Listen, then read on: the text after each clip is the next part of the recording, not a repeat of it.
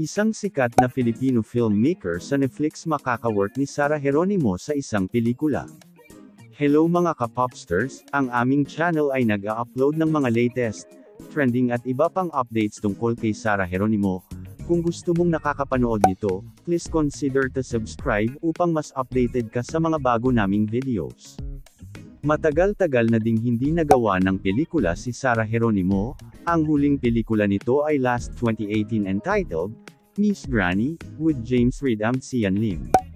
Nakatanggap si Sarah Geronimo ng Best Actress from Star Awards at umani ng madaming papuri at nakalikom ng 140 million pesos as blockbuster hit noong taong iyon.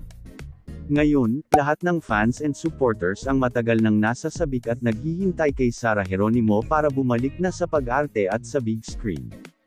Lahat kasi ng movie ni Sarah ay blockbuster hit with different leading men and award-winning directors. At isa si John Lloyd Cruz sa inaabangan na leading men ni Sarah at sa pagbabalik tambalan ng Ash Lloyd. Samantala, pumuntok ang usapang ito sa social media matapos mag-post ang Viva Artists Agency ng larawan kasama amang Filipino filmmaker Mr. Mikael Red na umani ng samot-saring komento at reaksyon na may kasamang excitement galing sa mga fans and supporters ni Sarah Geronimo. Kumalat ito sa mga social media account ng mga fans ni Sarah G. Si Mikael Red ay isang Filipino filmmaker. He is best known for his film Birdshot in 2016, Eerie in 2019 and Dead Kids Last 2019 which was the first ever Netflix original films from the Philippines.